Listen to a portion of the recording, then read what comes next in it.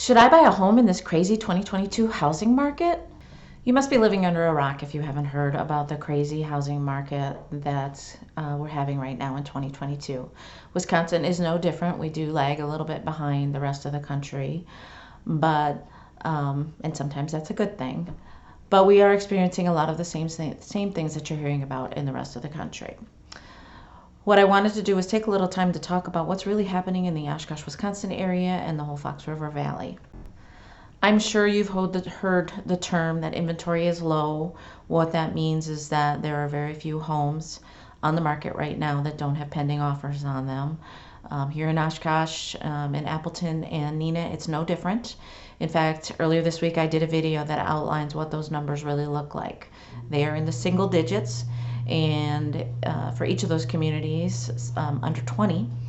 And in a city of 65,000 people, there are more real estate agents and buyers than there are homes on the market right now available for buyers to buy.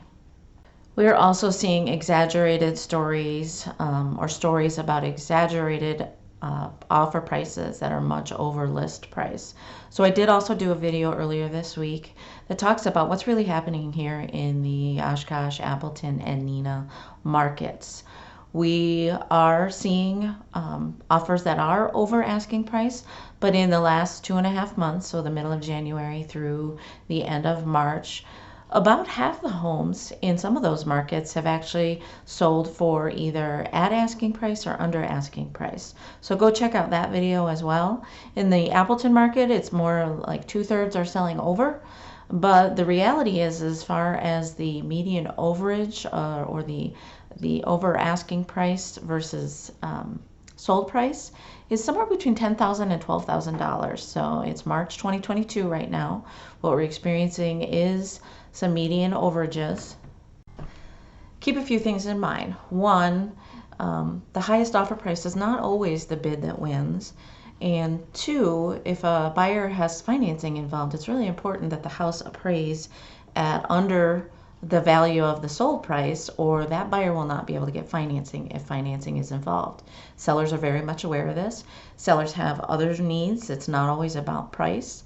It's sometimes about how long you'll let them live there, or other things that they need in order to be willing to sell their home.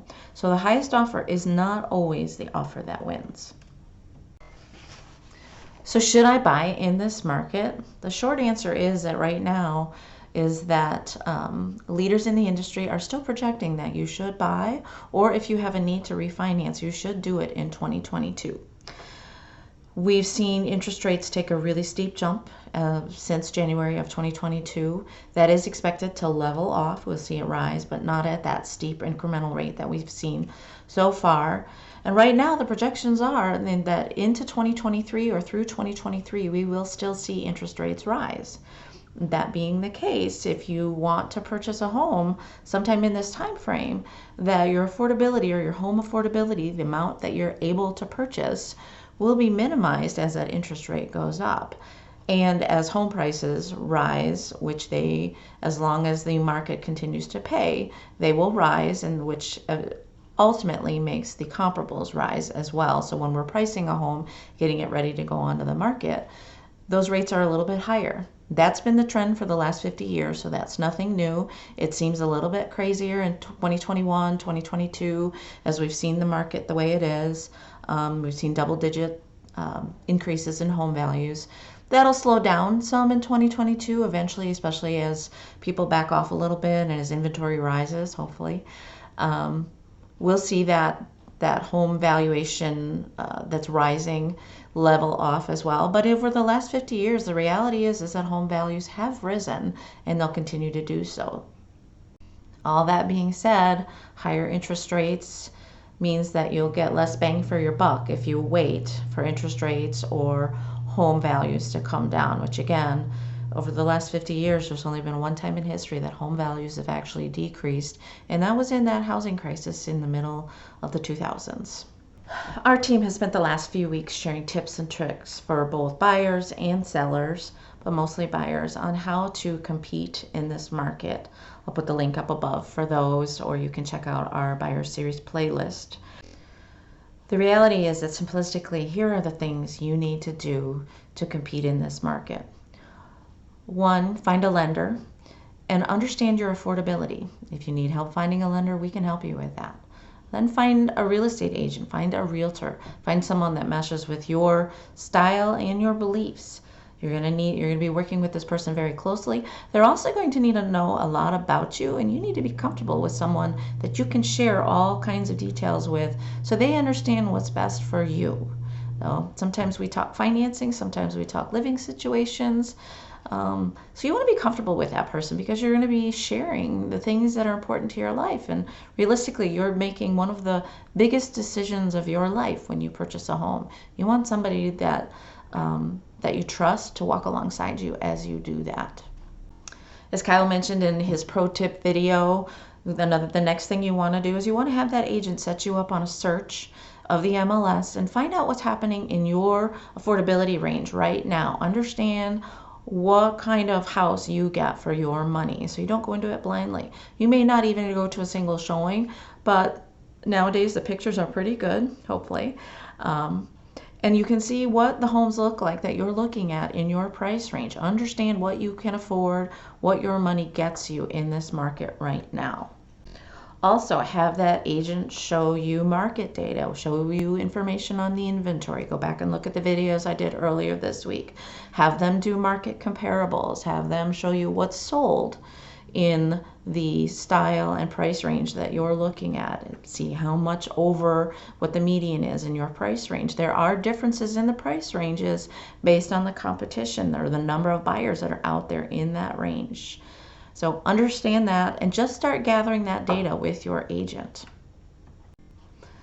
And then you also want to sit and start developing your strategies for what it will take for you to be competitive in the market that you're going to be active in.